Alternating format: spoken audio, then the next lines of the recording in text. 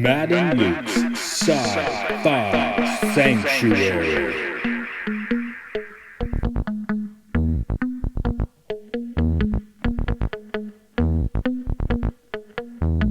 The year is 3013.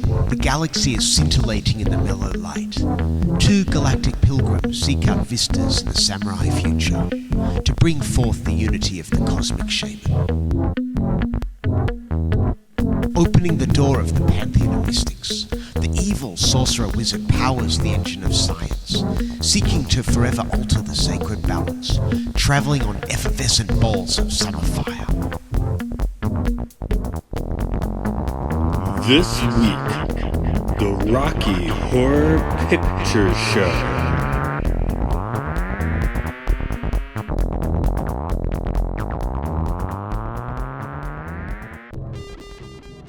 In the year 2020, the Rocky Horror Picture Show is 45 years old. 45, that's a special number, isn't it? It's not quite 50, which would have been great. Also, we want to wait 5 years to do this film, so... Because today we're talking about 45! So I'm trying to prod you, I'm trying to prick you. Oh, me into talking about... Not about really. What? Not really. Okay, 45. Let's think about it. Let's move on to the Rocky Horror Picture Show. I want to know. Because Trump is 45. Oh, I know. Yeah, I was just pushing in horrible directions. But Rocky Horror is a better direction to go in any case. This is Matt. I just said that. Luke, and I was drinking a smoothie. Yeah, I looked over as I was saying this is Matt and saw the smoothie happening. And this is the Smoothie Sci-Fi. Huh? Yes, that's right. Welcome to our smoothie sanctuary. I haven't had a smoothie for a long time. I guess I'm eating a lot of smoothies next week. Yeah. Yeah. Yes, we are talking about the Rocky Horror Picture Show. I'm a pretty knowledgeable guy about Rocky Horror, but our recurring guest today is even more knowledgeable about Rocky Horror. He is your substitute Riff Raff. He's been here before from Gonzorific, doing his podcast, The Cinema File. Hi, Andrew Shearer. Hi, Luke. Hi, Matthew. Or Matt. Yes. Or Mott. Yeah. My mom it is still calls lovely- you Andy. Oh, well, people that know me from back in, before age 12. 12 was when I decided I was Andrew. Right. And I had a pretty... what, do you want to know the story of that? We don't need to tell I don't care. I'm just like, all your friends are cool with that, but my mom still calls you Andy. Oh, I don't... some people just decide to, that know me. They just decide to call me that randomly. Anyway, for the Rocky Horror Picture Show, I think we need to start with Luke today, because Luke, you're a virgin. Yeah, well, so here's the thing. Back when I was in, like, my late teens and not very cool, my then girlfriend was really into Rocky Horror Picture Show. And I just remember being, like, really lame about it. So you just... And, like, she went on, like, nights out dressed up in, like, all the stuff. And I think I was just a teenager, so I was very jealous. I was like, I should have just gone with it. Yeah, I was about to say, you should have gone. Yeah. I think we were long distance at this point in time, but... There we go. Okay. And then, yeah, I guess I missed the opportunity to watch it then, and then just never bothered. But now you have. But yeah, I watched it literally this morning. So how did it hit you? Just first impressions? I can see why it's like a cult classic, because it is just so bonkers and fun. But I feel like sitting at 10 a.m. on a Monday and watching it on your own is not the intended experience for watching a Rocky Horror Picture Show. No, it's not. Andrew, I guess we should just go straight to you with the intended experience here. Oh, well, yeah, it's known as masturbation if one watches Rocky Horror at home. You were baiting this morning. I mean, Yeah. I did do that afterwards, yeah. That's Tim Curry? also. Yeah. I'm so confused, but that's not going to deter me. But yeah, sorry, Andrew, I'm throwing you straight in because my first impressions would basically just like, coattail your first impression, so it makes more sense to just go directly to you. Oh, okay. Well, I thought it was going to be a horror movie the first time I saw it. My dad took me when I was, I don't know, maybe like 11, something like that. Maybe we were at the North Lake area, but it was when they had a smaller theater. It was the one behind the mall, right? Not the Yeah, one in yeah, the, it was right beside the Punchline Comedy Club was where it right. was. We had gone to see something else together, and we were leaving that movie, and we see the poster of the lips and the title, which is in like kind of bloody letters. So a kid sees bloody letters and goes, "Oh God, this is a scary movie," but he's like, "No, I've heard it's like like a musical, like it's funny." And so we stayed and watched it. And that was also the first time that I stayed up until 3 a.m. Did that have the cast? Yeah, yes it did. Okay. Yes it did. It did, and it was like being in a little shoebox with Rocky Horror at one end and us at the other. But I was afraid. Like I wouldn't look. He had to get me to look because I was unconvinced that it was, that it was not a horror movie. I hear the thunder and lightning, and I'm going like, hey, I don't want to be here, But finally, I hear everybody laughing and clapping and yelling and asshole and slut. And where did the real fucking with this movie come into play? What age were you 14, 15? Because you started going like regularly, and I started coming. I mean, we all did, right? So this is a hilarious story because I was not old enough to be getting into the movie. So the first time I went, I was dating a girl who was rich, and she and her friends all wanted to go to see Rocky Horror Picture Show, and some of them had been before, and they were like, "Oh, cool!" So one of them was older and drove us there and bought us all tickets. So I was 16 years old. And the next weekend, I was like, "Let's go to Rocky Horror again." She goes, "You want to go again?" And I go, "Yeah, isn't that the point? You just go for the rest of your life." Yeah, Every Friday and Saturday night, and we broke up because I wanted to go to Rocky Horror so much. And you didn't even get stuck in Homeward Bound. No, that did not happen. Sorry, I have to qualify that reference. We were going to meet Andrew and his dad to see Army of Darkness, and no cell phones. This is like the premiere night, and messages were mixed. The rest of us showed up late or early and had to get tickets on our own, being under age, and tried to go see Homeward Bound and then go see Army of Darkness, and then we all got the boot. Yeah, someone had told them that my dad was going to get us all in. But we got there and they weren't there, and he was like, "Aren't your friends supposed to meet us here?" And I was like, "Yeah." And he goes, "We need to get a good seat. Fuck them." No way was he missing Evil Dead 3. My friends, he was like, "Sorry, man." And so, we wouldn't have the story today, would we? No. Now, how long did it take for you to join the Rocky Horror cast? I probably saw it every Friday and Saturday night for a couple of months. So, I saw it. It was a lot of times. It's somewhere in the neighborhood of 20 times. And then finally, I brought my Rocky Horror songbook and wanted the cast to sign it because I was a fan of this cast and who would act out the film right in front of, their back is to the screen. Later, I realized joining the cast meant you had to know the movie backwards. Because you're not allowed to look at the screen for cues. You just have to know what to do. So they looked at me like I was the one from outer space. They're like, "We aren't in the movie, kid. Like, this isn't us in this book. You know that, right?" And I was like, "No, I think you guys are awesome. I've been coming all the time." And they were like, "Look, we're not signing your book. You want to just join the cast?" And I said, "Yes. Yes, I do." And you were riffraff, right? Yeah, the only time I was not riffraff, I was riffraff for 2 years. And the only time I was not riffraff was when they do what is called tag team night. And on tag team night, they have props that represent each character. So you start out as one character, but when someone blows the Rocky Horror whistle, everybody switches. And then you have to perform that character until the whistle is blown again. All fun and games. No, I went quite a bit on my own. I think Andrew and I played in a band. And I think we'd play shows and go do Rocky Horror afterwards. yeah, many times. So I do not have your track record on this one, but yeah, I've probably got a good couple dozen times in with the live experience. I still have my certificate somewhere. They give you a certificate when you're there for the first time. Huh? See, you should have gone.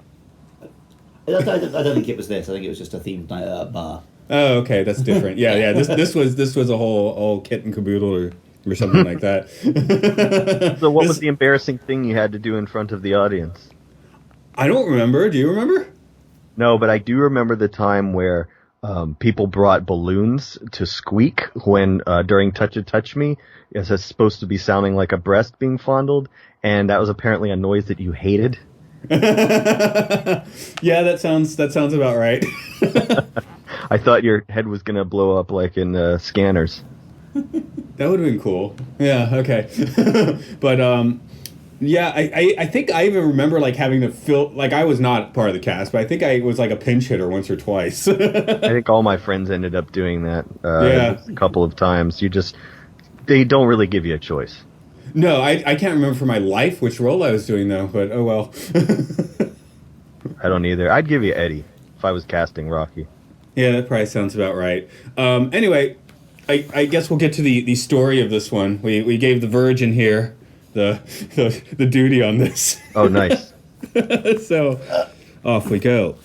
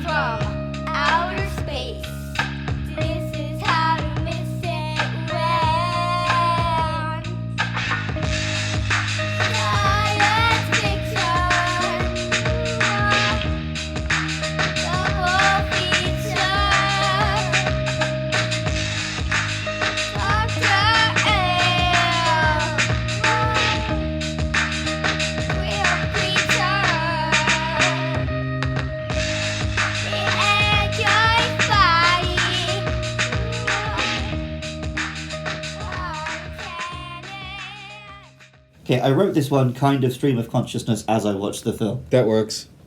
Janet and Brad catch the bouquet at a wedding and get engaged. Later, they're on a late-night drive in a rainstorm when they get a flat tire and are forced to go to a castle to ask for help. The castle is filled with an assortment of singing and dancing weirdos, including Igor-alike Riffraff, Maid Magenta, Columbia, and Eddie, all under the spell of Transylvanian transsexual Dr. Frankenfurter. The Mad Doctor has created life in the form of Rocky, a buff muscle man. During a musical number, Frankenfurter, through jealousy, kills Eddie. Just as Brad is getting noshed off by the Doctor, they receive word that Rocky has escaped. Brad's old pal Dr. Scott arrives just in time for Rocky to be rediscovered getting frisky with Janet. They sit down for a nice dinner, and Dr. Scott reveals he is here searching for his nephew, the fella Dr. Frankenfurter killed earlier. The Mad Doc whips off the tablecloth and reveals the corpse which they had been eating. After a quick chase, Frankenfurter has everyone trapped and reveals a teleporter or something and starts turning people to stone. Okay, maybe the Doctor and his assistants are from a planet called Transylvania? Anyway, Riff Raff and Magenta have had enough of this shit.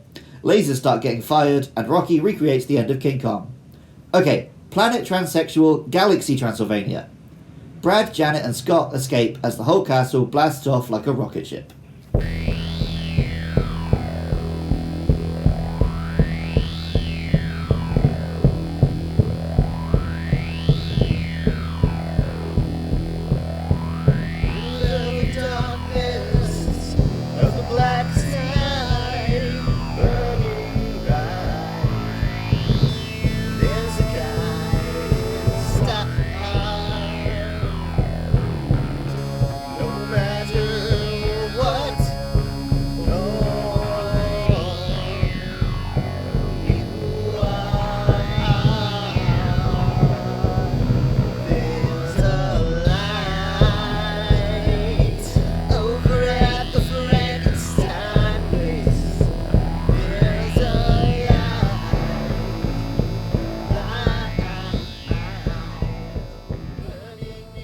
So, for a cult movie, there's some pretty big hitting actors here.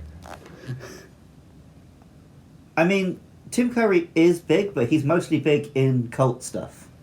Yeah, but everyone loves Tim Curry. Yeah, of course. But I mean, what's his like most A-list role? Mr. Salamoni in Clue? the Madeline. He's like Big Four. He's Pennywise from It. He's Darkness from Legend. He is the butler from Clue, and he's Frankenfurter. I mean, he's got fans of, maybe that have not seen any of those others, he's an icon from all of those. That's A-list enough for me. Oh, I mean, don't get me wrong. Yeah, it's A-list by like our standards, but it's all weird genre stuff, right? Okay, the point taken. He's But not like Bruce Willis or something. people recognize him. That's the definitely. main point. Maybe they didn't see the movies and they recognize him. And he's a lot of memes.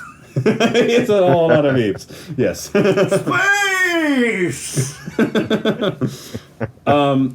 Susan Sarandon's pretty A-list. Not when she did this, of course, but... Yeah, I love Susan Sarandon in basically everything I see her in, so Yeah. I was very pleasantly surprised when she turned up. I didn't know much about this film, so I didn't know she was in it. No. And that's just... Yeah, I mean, she's a hot old lady, so she... Yeah. does Seeing her pretty young well. and hot was great. Yeah. Barry Bostwick. He's Brad. He's been in some stuff. Andrew, could you fill us in on those Oh, he's in holes? some like super cheesy 80s sci-fi action thing that I actually really want to watch. Oh, okay. Yeah, I have a Barry Bostwick story. How about that? Oh, for go it. on. So one of the times I saw Rocky Horror, Barry Bostwick was there, and what the Virgins were doing before the movie was the audience was giving them money to make out with one another, and there were two men on the stage, and Barry Bostwick ran up to the stage and laid down $100 bill for them to make out. Before And the then, movie. before the movie, and then I watched him. He's watching it a few feet from me, and I'd imagine this was not his first Rocky Horror viewing, and he was very old, and he fell asleep. Well, I fell asleep. No, I remember watching this time. I'm like, I really super hardcore remember the beginning of the movie, and I still remember all of the script. And the further we get into the movie, it's a little more new to me, and the less I remember the script. The later it gets. Yeah. No, I think Luke is probably thinking of Megaforce. Yes, I was about to try and look that up. Yeah, that's the one. Oh no! Don't cheat. We cheat all the Well, time. we had that one where we were recording like the side of a mountain. We had no signal, and I couldn't remember Bill Nighy's name. Yeah, you never did. I said you were going to. It never came back to you. I think I made sure when I tweeted it out to be like, by the way, I was thinking of Bill Nighy, And the actor, not the science guy. yeah, I guess Richard O'Brien's the real star here because he wrote this more or less. Yeah, or the music. Oh yeah. What was his tale? I imagine you might know a bit more of that than I do. Yeah, he was just he was a theater guy, a writer, and he kind of came up with it. And Richard O'Brien is gay, and so this whole thing is kind of a big allegory for him. And it was he literally that's the really only thing. That's when he dies. That's what it's going to be. Rocky Horror creator. This was all his songwriting, and this is his screenplay, everything. He was he's the man. Yeah. I mean, that's fine. If you got to be known for one thing, I think you can stand your ground on this one. Yeah. I mean, I've heard that the sequel, Shock Treatment, has its own, hardcore fans and stuff. I know a couple of them, but I don't. In terms of Richard O'Brien, I don't know how much. I don't know how much of that worked out. I don't think people will be saying, "Oh, Richard O'Brien, Shock Treatment," screenplay writer. Weirdly, in my head, the sequel to this, which is not at all, because I know about Shock Treatment, but it's I guess Forbidden Zone. I feel is like the spiritual sequel. Yeah, that's interesting. I feel like this has a lot in common with Phantom of the Paradise, which actually came the year before. And Jessica Harper, the star of that, plays Janet in Shock Treatment. Right. The play though was also the year before. The actual stage musical would be the same year. Yeah. Yeah. Okay, I just wanted to give it its originality before noting that Ziggy Stardust came out 3 years earlier. I knew you would bring that up. Yeah, because I was listening on the train, and before we called you, I was sitting there playing Ziggy Stardust tracks. Tim Curry is completely cool in this. He's fantastic, but you can never quite be as cool as Bowie. Not going to happen. I mean, but Richard O'Brien was a fan of all that stuff. All that got jammed into this. I'm certain that Ziggy Stardust was an inspiration. I'm sure. Yeah, I mean, you don't have to reinvent the wheel. What he did, I mean, Moon Age Daydream is one of my favorite songs ever, but Time Warp's probably a little more catchy. Gets stuck in your head a little more. Even having not seen the film, I knew Time Warp. Yeah. That's why I was able to cover it with you like a couple days ago. I made him sing along. But how about is the doctor anyone of note? Dr. Scott. His name was Jonathan Adams. Yeah, he's one of the ones that, I've never really seen him in anything else. Yeah, I guess my main point is if they read this today, I would want to put Will Ferrell on that role. You said John C. Reilly earlier. Oh, John C. Reilly, excuse me, yes. Yeah, well, that makes even more sense. They're a little interchangeable. Dr. Steve, yeah, there's a bit of change. Well, there's stepbrothers, right? So. Right. But yes, my note actually did say John C. Reilly. Because I also did Minority Report notes and kept writing Colin Farrell, so that's why.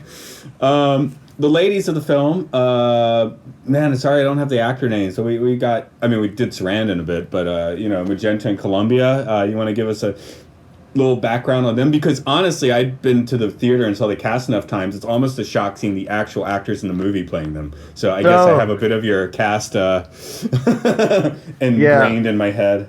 Yeah, no, Patricia Quinn and Little Nell. Patricia Quinn was Magenta and Little Nell was Columbia. And they are both like performers. They've both been recording artists. Nell Campbell, Little Nell, I don't really know. Her real name is Nell Campbell, but she's known as Little Nell in the credits. I don't know what really happened to her. Like, I know that she's alive and everything, and I know that she participates in Rocky stuff. She was in Shock Treatment, but I have no idea. I couldn't even tell you what other thing. I mean, yeah, I don't know what other thing she was possibly in. But Patricia Quinn still shows up in movies and stuff. She's been in some of Rob Zombie's stuff. I think she was in the best one he ever did, The Lords of Salem. But they both do conventions and all of that still. Like, I've met both of them. And then the actual Rocky actor here, I think this was pretty much the only thing he did as far as film. Yeah, he didn't even do the singing in that one. It was somebody else. Makes sense. Yeah, he's just a model they've hired, right? Like, yeah, I'm pretty also, sure. This is 75. Nowadays, everyone in Hollywood looks like that. But this was when it was like a lot of dedication to have that kind of body. Yeah. Now, but with the singing, just a bit on Richard O'Brien as well. I'm not quite sure. Andrew and I are doing Rocky songs for a little in between segments here. So I did the Time Warp, and I hope I'm not a bad singer, but man, I could not hit those riff-raff notes. I just had to go an octave under. Yeah. He was fierce. That was that glam rock of the time too. You really had to have that range. Right.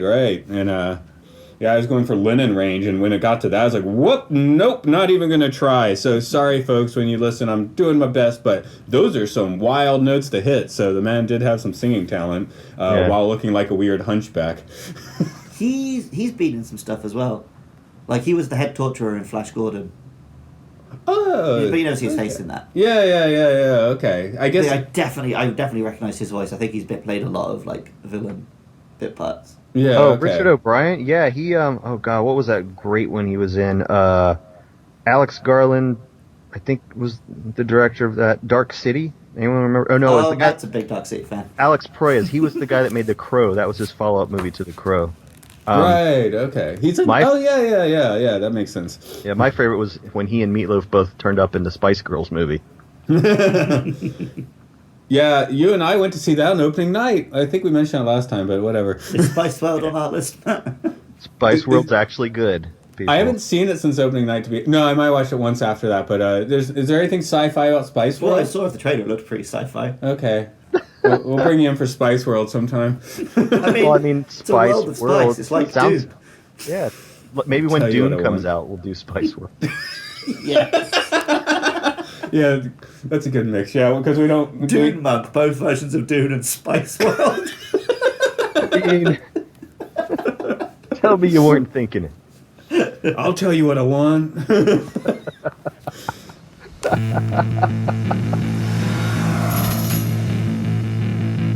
It's astounding. Time is fleeting. Madness takes its toll. But listen closely, not for very much longer. I've got to keep control. I remember doing the time warp, drinking those moments when the blackness would hit me and the blood would be calling.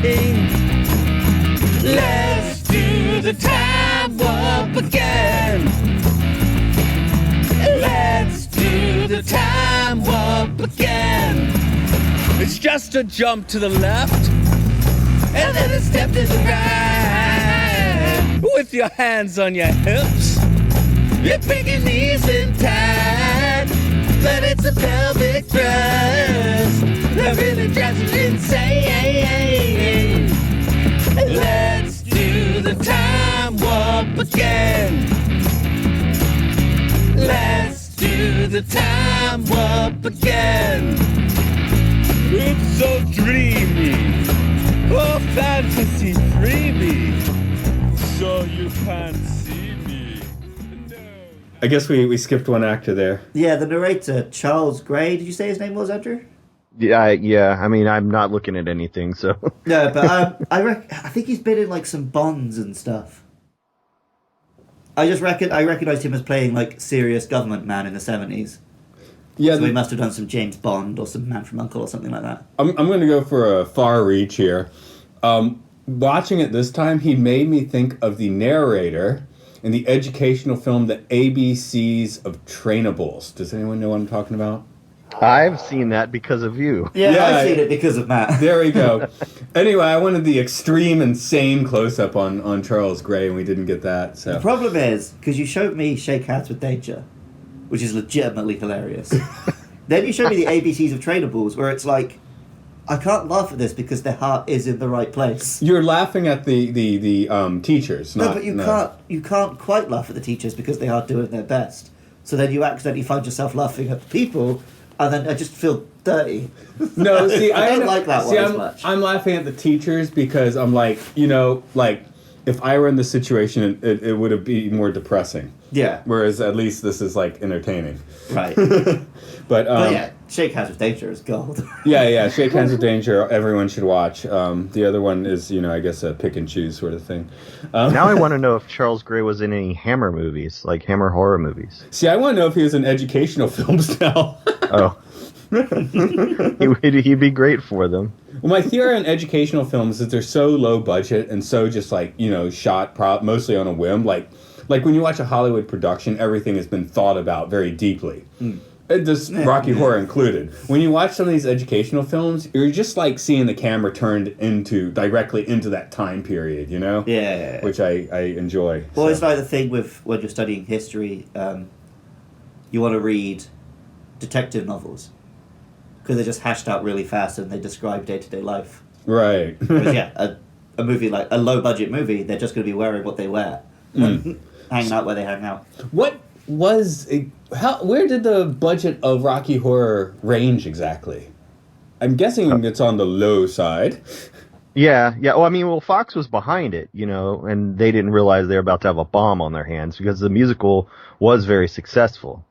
They just, obviously but I know that it's made a ton of money because it has played longer in theaters than any film in history. So, it had to have raked it in, Yeah, it had legs, right? Yeah, definitely. Legs like a centipede. In many ways, Rocky Horror is doing the same thing that Star Wars would a few years later. kind of taking all these serials and, 30s stuff and 40s stuff. And I mean, we got the RKO logo, like we're literally climbing up it. Like you said, it's the climax of King Kong at the end. Yeah. It's the same MO that George Lucas would do with Star Wars. George Lucas, I guess, just wasn't like as LGB. Well, I guess Someone say that. I've never said those letters together before. LGBT T. But yeah, okay. I read it all the time. I just never said it. With Star Wars, it's like it's a loving homage, but he's trying to repackage it and sell it as a new serious thing. Whereas with the Rocky Horror Picture Show, it's a loving homage, but they're poking fun and having a bit of a laugh with it. Yeah, it's like his personal fetish. It's here, deal with my fetishes. Yeah. Yeah. I mean, they say that set they were in that place was just a dump. They all were super freezing cold the entire time. I would say because Fox was behind it, it had to be at least $1 million. But if it was over $1 million, it was barely. You know what I mean? Freezing set, and they had to stand around their underwear. Yeehaw. Yeah. Yeah. No, the place was falling apart. Tim Curry must have actually loved that green gown. I would say I wouldn't turn one down.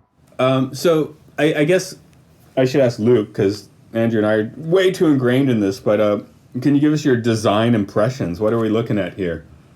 Well, even having not seen the film, I was very familiar with just the whole corsets and fishnets thing being what this film has. But then, yeah, you have like the B-movie sci-fi sets. You have like the Bride of Dracula hair at the end there, the King Kong Tower. You definitely is, although it is homaging that time period, it feels unique.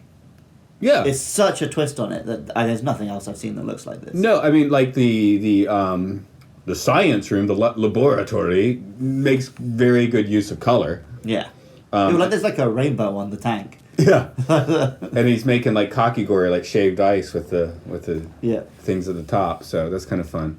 I saw the costume designer for this film somewhat braggadociously saying that she basically invented the punk aesthetic with this film. But she's not far off the mark. No, as well as say, that's not far off the mark. Even like the leather jacket with all the like badges and stuff on it. Yeah, Sex Pistols. Yeah, they were down with that. Andrew, how much Rocky Horror do we bring into our stage show? I know you like to run around your boxers. There's that. Well, I also when I was in the first or whatever band it was where I was the singer on the stage, I did perform in drag at least once, maybe twice. Yeah, I've got a picture of it. I seem to remember that. There were many of your shows I didn't make it to, but there were many I did, and many I was playing with you. So I don't remember who I saw when and what. So you were on stage with me when I'm pretty sure you were on stage with me when I did the drag one. It was more than once. I went Clash once, right? I think I showed up from Boy Scout summer camp in like a Boy Scout uniform and just played the show in that. Yeah. No, we had trouble getting everybody else to kind of go along. As I recall, I was just like they were like, you do your thing, man. Yeah, I'm pretty sure I didn't give a fuck. No, you did. There was never any pushback from you. You knew me better than they did. Yeah, I did The Importance of Being Earnest senior in high school as a play, and the girls had like AP exams, right? And the female lines were like way more in the scenes we were doing, so we all just went drag for The Importance of Being Earnest, which makes sense. So yeah. I was wearing the dress of one of the female actors. Yeah. Oh gosh, we don't want to get into all the drag I've done since then. No, I'm just sending your way, Andrew, the best drag I've ever done. Oh, yes, Luke showed me his photo. He is Mrs. Claus. I think you want me to actually post this with the episode somewhere. Yeah, fuck it, do it if you want. Yeah, I don't have a drag photo myself. I've done it, but I don't have the photo, sorry. Disappointing. Yeah. Maybe I'll do it today. God. Nice. Well done. Yeah. Well done. I think I saw on your Facebook feed you're going nicely burlesque earlier today with the some wonderful lips on a face mask. Oh yeah. And they here everybody's should wear a mask, but they aren't, and that's why we are in the state that we are, among other reasons. But yeah, we went out and filmed a movie and we were all wearing masks. And I go, well, if we're wearing masks, we should, how are the characters' expressions going to be seen? How do we know how they feel? And so they each had 3 masks for different expressions that their characters would make Basically throughout just the film. did no theatre. Yeah. Anyway, just before this episode, I saw your mask and was impressed by the mask. So I don't know when that film's coming out, but we'll link it if it's a quick call. Yeah, no, it'll be out this year. It's called Areola Jones and the Video Vixens. All right. Wait till you see the ending. It's going to be incredible. It's So never been done. there we go. Well, look, I might not come out with this one in particular, but we'll see it later then. Okay. Of course, filming takes a little more turnover time. Luke, you mentioned the design here going straight for King Kong at the end. How did you feel about that? He also sung about Fay Ray just before that as well. Yeah. So I was very happy with that. I love King Kong. Okay, there we go. I just didn't know if you were like, nah, don't do that, or yes, hard on, let's go. Worse has been done to King Kong by King Kong itself. King Kong lives, man. There is not a King Kong film I don't enjoy. It's not a good film, but yes, it's fun to watch, Yeah. of course. Yep. The bit where the giant the rope falls and lands on Frank, the audience is supposed to say, "Look out below! It's King Kong's pubic hair." Yeah, you're to the listener and to Luke. You'll just have to look up like a decent version of the script. I mean, that was one of the charms. Like, this is pre-internet, so like depending on the theater you go to, it's probably going to be a somewhat different script. Yeah. I know in Atlanta, I think the Plaza Theater is still doing Rocky Horror, at least up until COVID. Yeah, they were. There were a few in Georgia that were. There's until COVID, there had always been Rocky Horror running at least one theater, but usually several, since it began. Yeah, I remember. Is this the first time in 40 years that it's not running anywhere? Yeah. It's probably running somewhere. But I mean, there probably was like a week there when nowhere on earth had a theatre running. Yeah. No, I know. Yeah. I seem to remember us having to like drive way outside of Atlanta to like the boondocks once to see it, but it was still running. Yeah, we did. We went to what's known as the Hilltop Theater, and it was really on top of a hill. Name it like it is. Yeah, but I've since seen it perform so many times. I even covered one place that was doing it at their local theater, as in like doing the actual show, the play, and video. Apparently, this is like a small southern town. Some video that some of the performers had put on social media of them, in the costumes and stuff, messing around.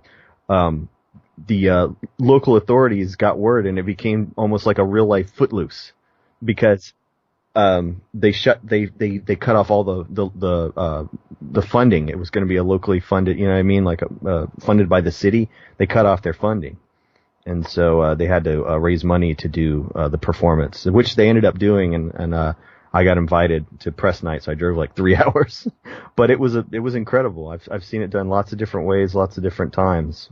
So I can't, when I think of Rocky Horror, I don't even necessarily think of the film. Can't use tax dollars to push them obscenities. That's right. Damn, you damn perverts. Nah, yeah, man. I'm like thinking it would be cool to perform this one. The closest I got was performing amplified cello for Jesus Christ Superstar, but that was at the little 5 Points with a bunch of punk rockers, so it was still groovy. The closest I got was the third of the 4 times I watched Transformers 3. The projector broke in the last 10 minutes, so I told the theatre what happened. That's the best. Let me school y'all. I'll get you your money's worth. They didn't refund. They didn't refund them.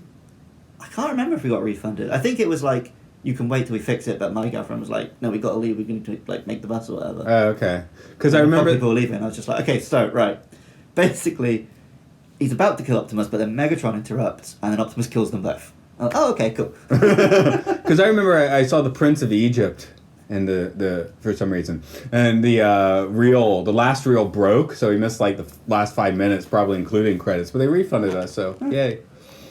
I my favorite was when Stephen King's Sleepwalkers had played Dorville in the theater, and I went every day. I saw it every day. So by, I think, Thursday or Friday, one of my friends finally decided to join me there, and he was late.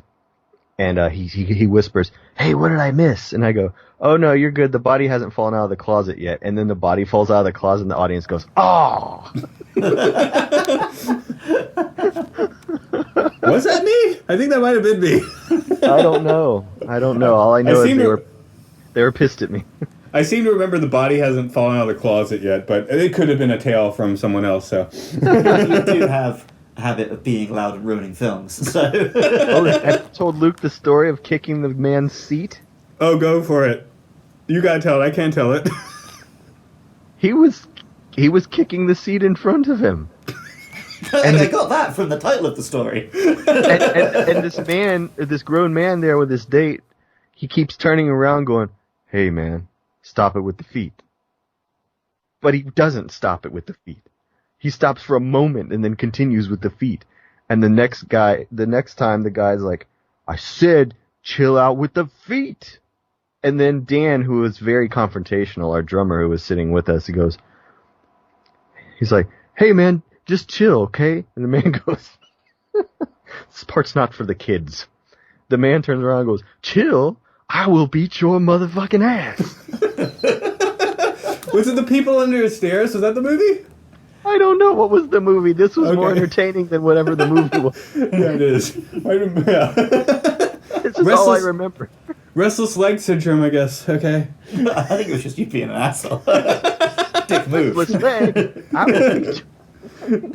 Dick move. That's a great movie story, man. I can't believe Luke didn't already know that. How do you do, I? See, you've met my faithful handyman.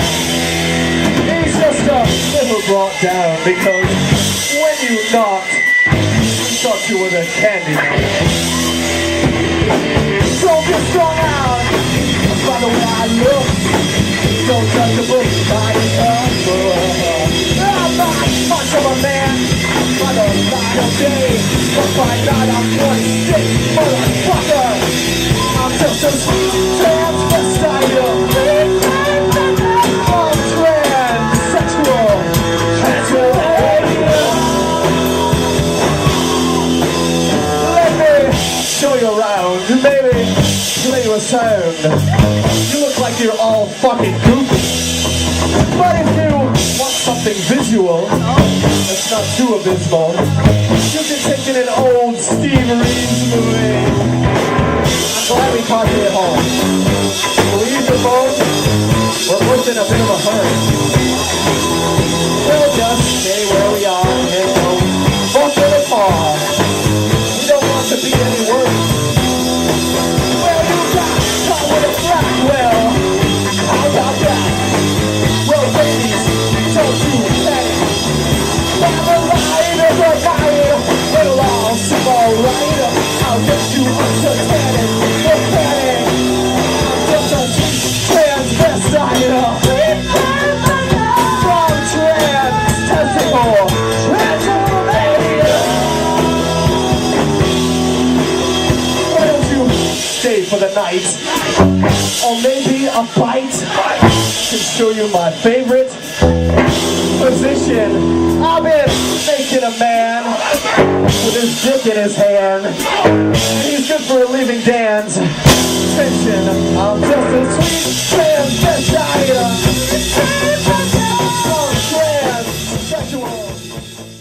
Music, music, music. Should we talk a bit about music? There is music in this film. There is music. It's a musical. I don't like musicals. I like this movie. I actually do like musicals. Yeah, what's your favorite musical? Jeff Wayne's War of the Worlds. That's not a movie. That's an album and a filmed performance. I think we did that before. Andrew, you have a favorite musical? Well, this, obviously, but I'm also partial to Phantom of the Paradise. I also really love Hedwig and the Angry Inch, also. That is a good one. Did we... Oh, for our old band, I'll be linking Sweet Transvestite, obviously, and putting it between segments, but did our Hedwig video get, like, copyright ripped off or something? I don't know. Okay, it's not there anymore. I want to see... I was wanted to rock out the wig in a box, and it was gone. We Moulin did great Rouge. with it. It has Oh, to there be you there. go. Moulin Rouge. I tried. I bought absinthe and tried to and watched it once. Absinthe isn't that fantastic though. Have I told you about the Tiberius? Kirk?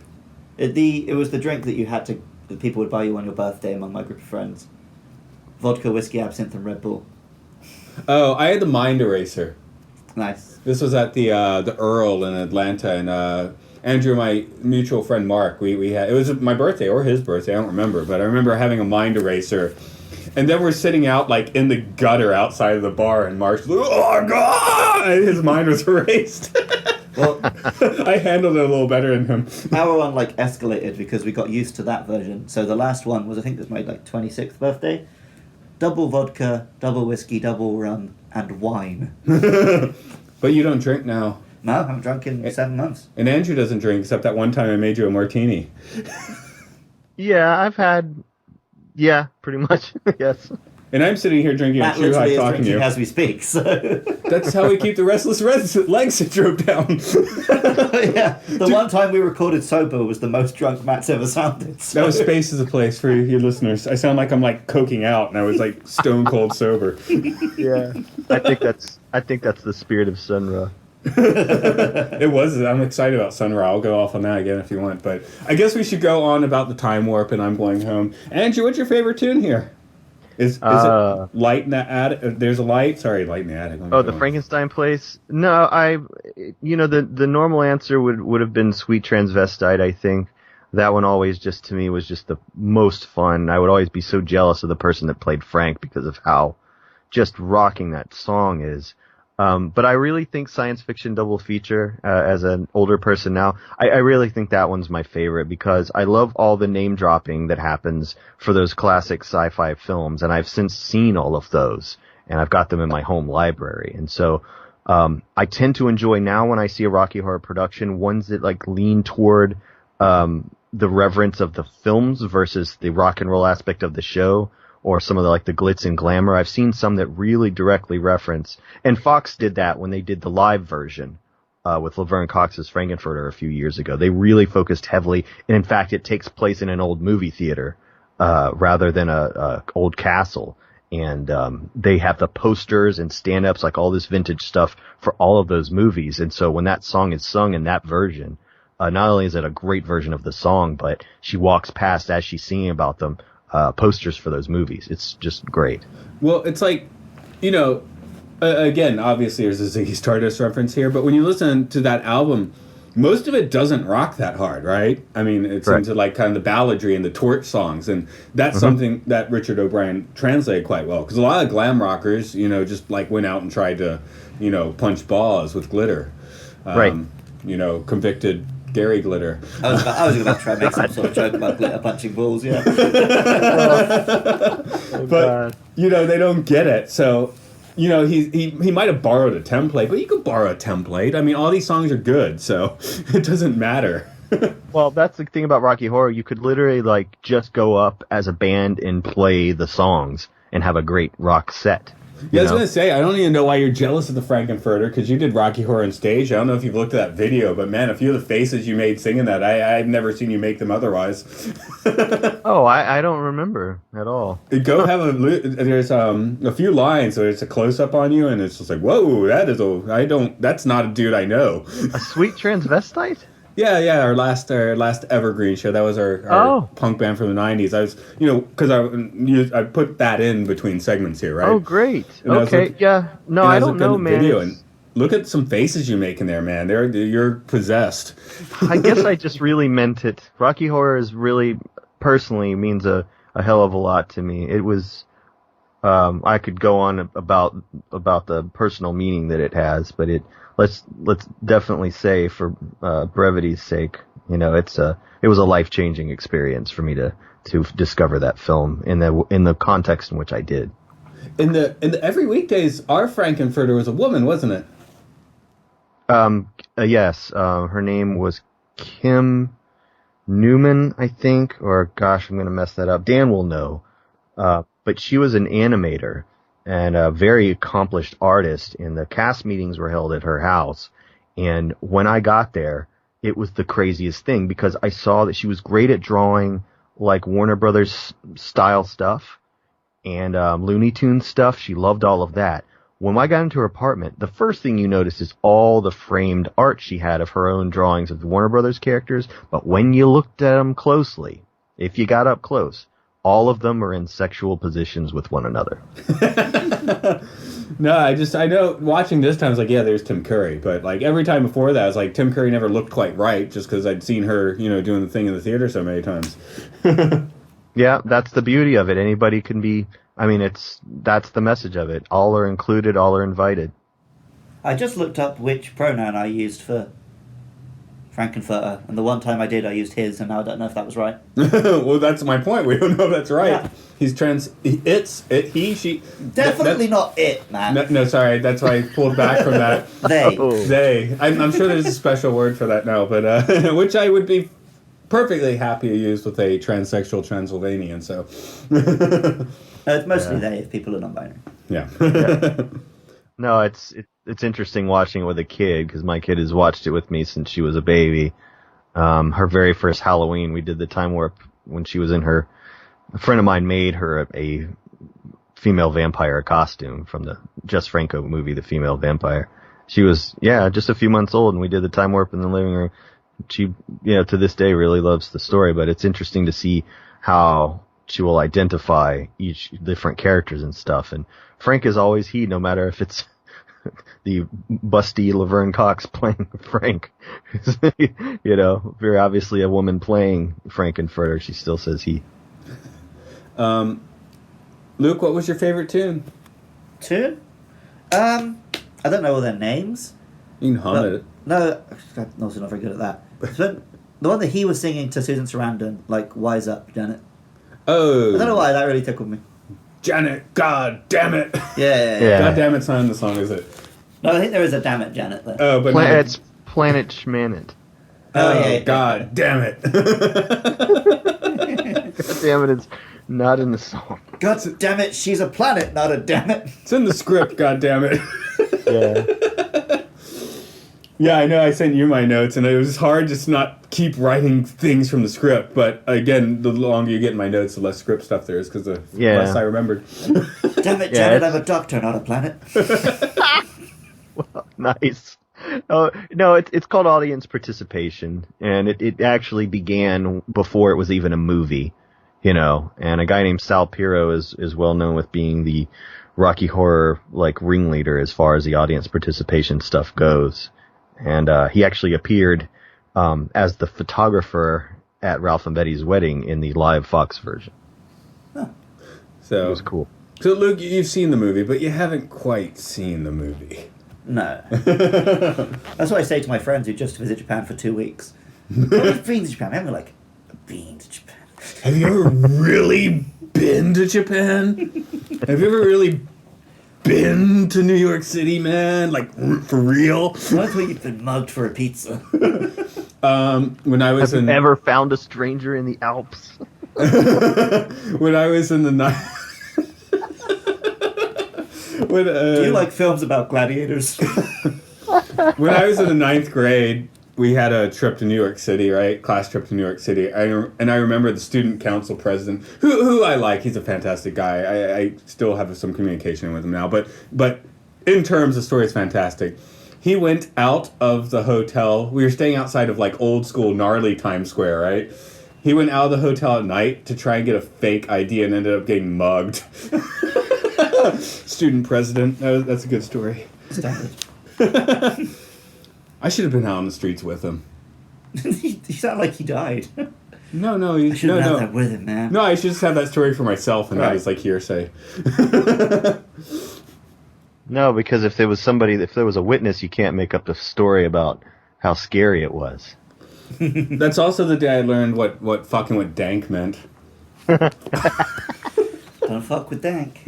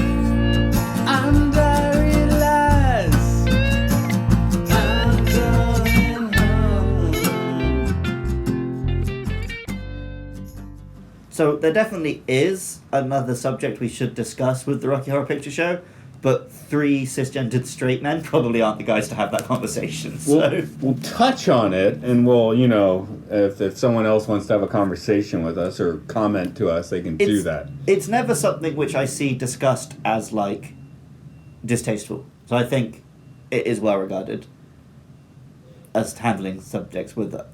Is it Frankenfurter taking too many liberties? Oh, there's definitely that, yeah. I was just thinking the fact that it's thrown around transsexual and transvestite a lot, but yeah, the makers did that to express their own feelings, right? It's not mocking anyone. Right, and at the time, so if you did this now, it would be like a clear prod, like in a political weird way, right? Yeah. In 75, you're just making a splash. I mean, you're making a huge splash because people simply don't talk about it. So, right, yeah. You're running in a... Yeah, nothing exists in a vacuum. The fact that this was made in 75, it definitely is to be lauded. Yeah, this is running a bulldozer into the conversation. Yeah. Now doing this would be like a prod, Yeah. But yeah, I mean, yes, Frankenfurter does sexually assault people. He also is clearly the monster of this film. So, it's not like he's the lovable hero you're meant to identify with. No, of course not. Even when he tries to make up for it with his I'm Going Home tune. But he ain't going home. But no, I agree, but I have to say that part of when I say that it was life-changing for me, it actually has a lot to do with that because, as someone who was in their teens, who I knew very few gay people. I definitely didn't know of any trans people and didn't really know how I felt about all of that yet.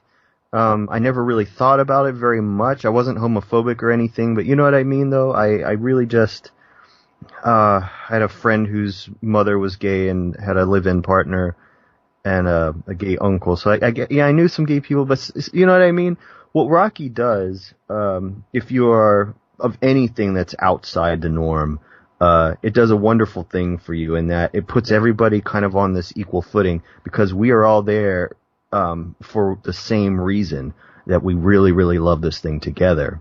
And I can't remember ever thinking, oh, this is something that these people here are gay, these people here are, transsexual or transgender. I just don't ever remember that being a thing. Rocky it superseded like all of that stuff. And so I never got this feeling like I'm not welcome or this can't be for me or anything like that. It changed the way that I felt about all of it. I was like, I became certain that things like that meant kind of, they weren't a big deal to me. Well, yeah, growing up, I guess we had the benefit of growing up with Rocky as teenagers, right? Yeah, no, so it's a crucial time. Yeah, so now, it's like, of course, it's whatever, so now when the conversations come up in the media or whatever about, trans gay rights, all that, and people getting all heated, it's like, why are you getting heated? It's just a thing, It's like, hard, I mean, it's actually hard for me to get heated on either side, to be honest. It's like, go out and, do it, right? What's the phrase from the movie? There's be it, what? Don't dream it, be it. Yeah. And it's a great message to hear whenever you feel like an oddball, no matter what it is that you do, and who it is that you love. It's for the outsider. And so it's a way for the outsider to feel there's a place for them to go. And I saw what it did for people to be there. And there were places where Rocky may have well been the only place where some of those people felt they could be their true self, or at least, try something or see what something might be like, find out who they are. I promise you, a lot of people found out who they were through Rocky Horror. Yeah, because you go in that theater and, like, everyone there is freaking weird in some sense of the word, so. Yeah, it's just bent and it's great. Being there, if you wanted to be there, I assume no one's, like, forcibly dragging you in, so you already want to be there, so that, is a certain mind frame, and you just watch the movie. If you're digging the movie, you're in that mind frame, But yes, being among, I've said before, I haven't been to any sci-fi convention, so I guess that was my convention. Yeah, no, and it's a similar feeling going to conventions. I've been to many, and it's a similar thing there. You all kind of, Galaxy Quest did it great. They really nailed it. Yeah, sorry we didn't call you for that one, but Doesn't matter. we've called you for some other ones. You wanted to talk about the Fox version, was it? Just a little bit. Fox Television were doing live musicals. They did like Hairspray, they did Grease, they did a few other ones, just well-known musicals. And at Halloween time, they got around to doing Rocky Horror, which I thought was wonderful because, I've seen it performed so many times. I was very interested in seeing a high-budget, high-end Kenny Ortega live version of it. That was exciting to me.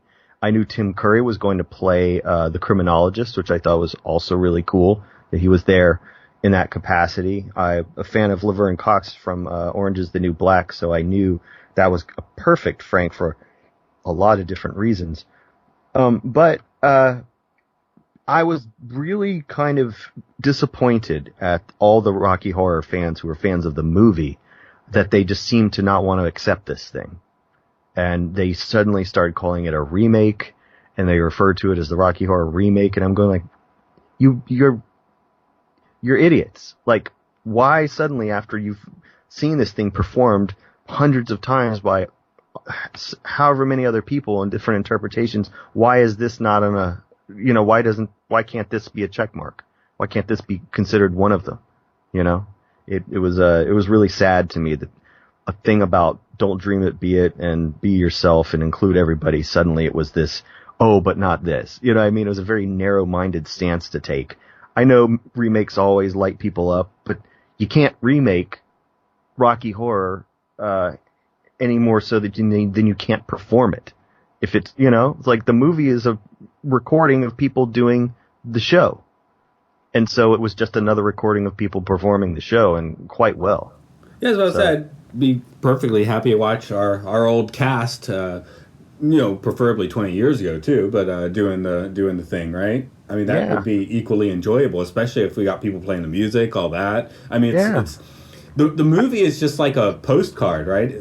I think Rocky Horror is supposed to be kind of like a living, breathing thing. You create the monster, which is better than the monsters in the film.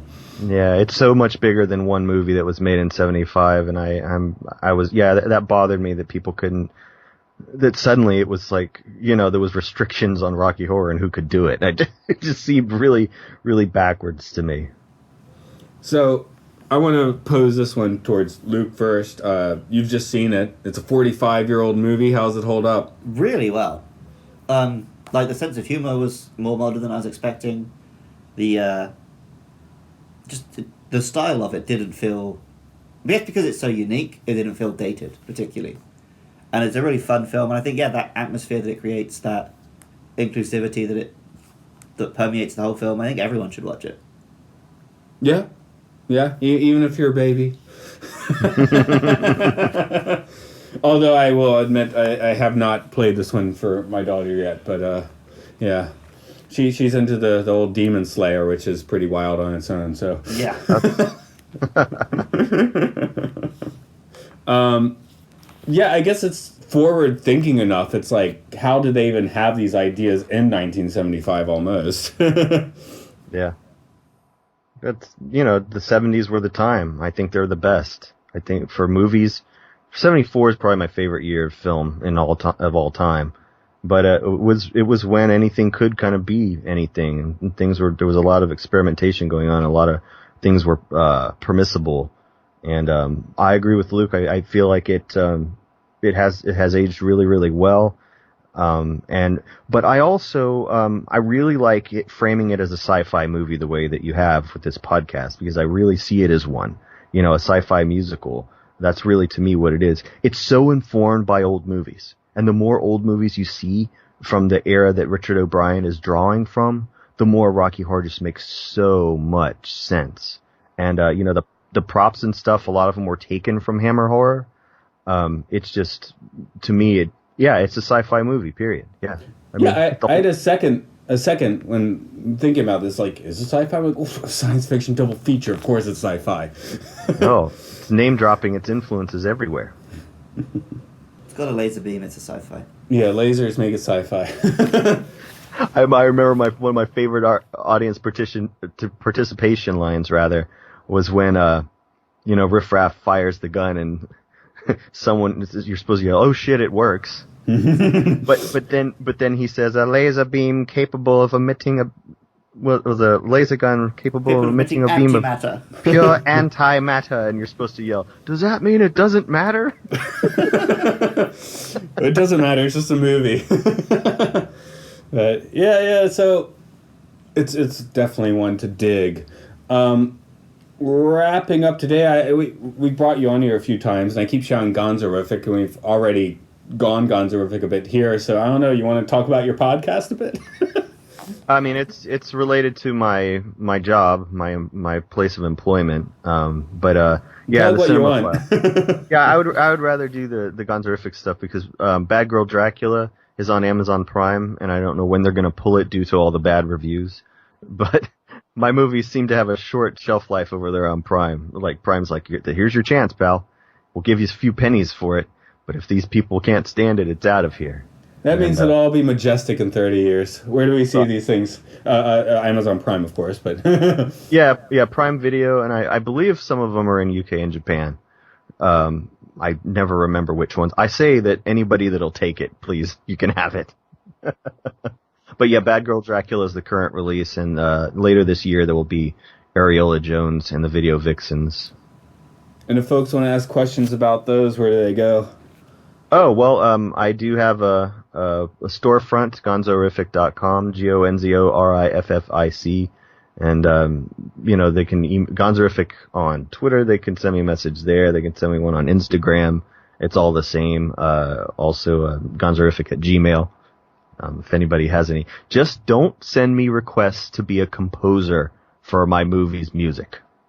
Don't send me that. I get that so many times where people are like, looking for music for your films. I'm like, no, man. No, I'm not. I'll support you on that. Yes, of course. As I say, not only am I a musician and am fully capable of scoring my own movies and have done it many times, but I also would like to involve my friend who's been making movies, or who made movies with me first before anyone did. That's my way of keeping you involved in what I do artistically, is by having your name and your songs in those. And then there's also Buzz Amato, who is an award-winning composer and one-time bandmate of Curtis Mayfield. We don't need your music. We're covered. But, so you can hear some of that music at rovingsagemedia.bandcamp.com. You're hearing Rocky Horror music today. That's what we're doing. Andrew and I, by ourselves and together, are blasting out a few of the tracks for you. I'm actually probably going to just string them all out at the end of this podcast if you feel like listening, which means I don't think this one can go on YouTube, but... I mean, if they're your covers, they should be fine. Yeah, we've gotten ones taken down for that. If you're too accurate, the algorithm can find it, but... Yeah. How about Pokemon? Meanwhile, the beheading videos remain. Yeah, really. How about Pokemon?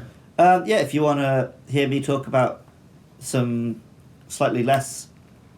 I was going to compare these monsters to the monsters in Rocky Horror, but I couldn't really think of a good line. I talk about Pokemons in my other podcast. You can find that on Twitter at LukeLovesPKMN. Do that if you want. As for this podcast... I was just looking up what Gonzorific films I can currently watch on Japanese Prime. So what are they? Underground Cinema. Ooh. With an S? Very Scary. Ooh. Pajama Nightmare. They've got all of them. And May of the Dead. Wow. Okay, those are in Japan. So if you are our Japanese listener listening to this English language podcast, you can watch those. Yeah, wow, I can't believe they've got some of them that the U.S. Amazon kicked them off. Go Japan! Thank you. Anyway, this has been Matt. This has been Luke. And the dude on the Skype has been... Andrew. How do we leave today? What was it called? The teleport... Sonic... Discombobulation. Oh, I wrote it down because it's like Sonic Transducer, because I think it's a Hawkwind song. Yeah, please Sonic transduce yourselves out of our Sci-Fi sanctuary. Cool. Also, they talk about how he's got a Sonic transducer, but then when they leave, they just launch it like a rocket ship. I thought it teleported, but It looked like it lifted off and flew away from me. No, Luke is right. It totally just flies up in the air. Right. Maybe the Sonic transducer was in orbit, like a Stargate or whatever.